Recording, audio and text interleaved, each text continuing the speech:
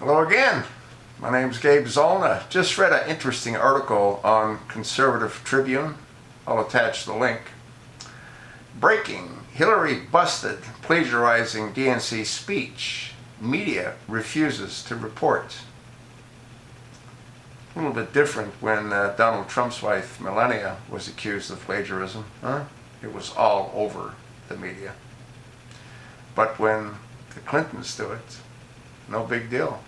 When Hairplug Biden does it, no big deal. When Barack Hussein Obama does it, no big deal.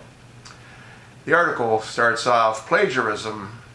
It's a major concern if you're a presidential candidate or the family member of a presidential candidate, unless you're a Democrat. In that case, what's yo?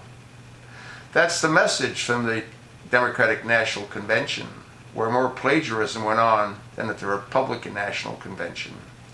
There was, of course, Barack Obama's copying of Donald Trump Jr.'s speech. Then there was Joe Biden's line, copied from Kane. "We ain't going nowhere, but got suits and cases. A trunk full of coke, rental car from Avis." In parentheses, I may have been asleep for one of these speeches, but I certainly wasn't asleep when Hillary Clinton gave her speech last night and copied from an author most Americans know by heart.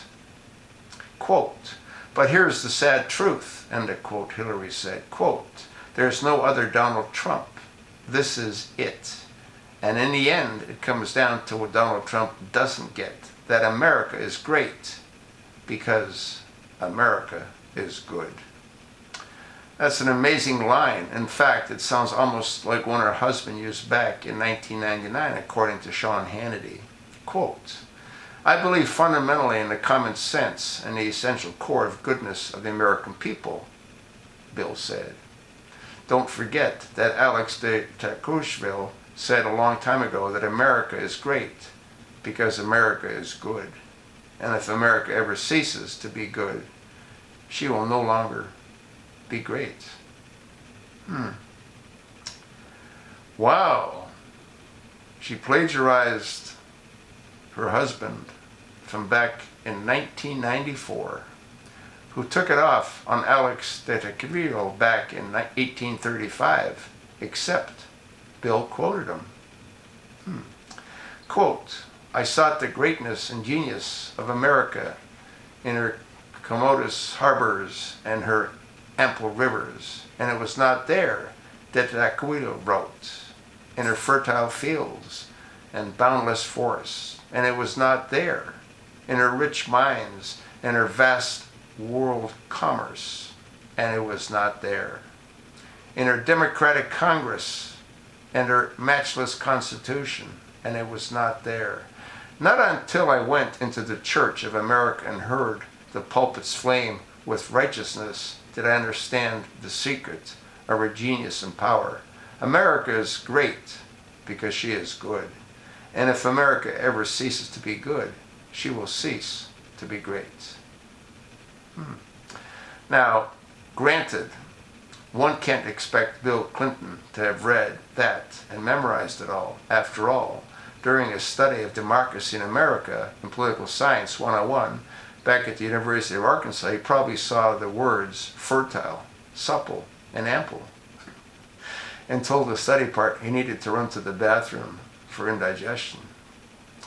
However, let's face it, this proves that the whole plagiarism story during the convention season was predictably plot to try and direct attention away from Donald Trump's nomination.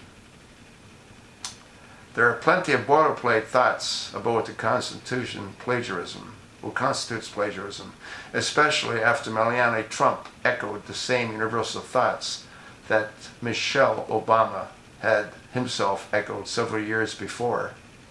Here's a thought: the mainstream media should focus equally on what candidates borrow from other candidates. That sounds like common sense, but it's actually radical logic from the left's perspective.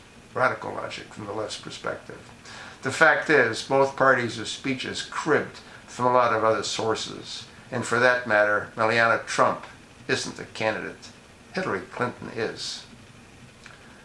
Please like and share if you agree with Hillary Clinton should not be our president.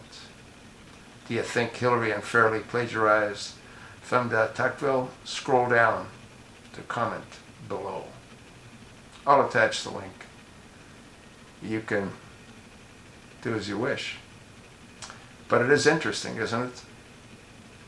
When a Republican does it, it's a no-no. When a Democrat does it, no one seems to care.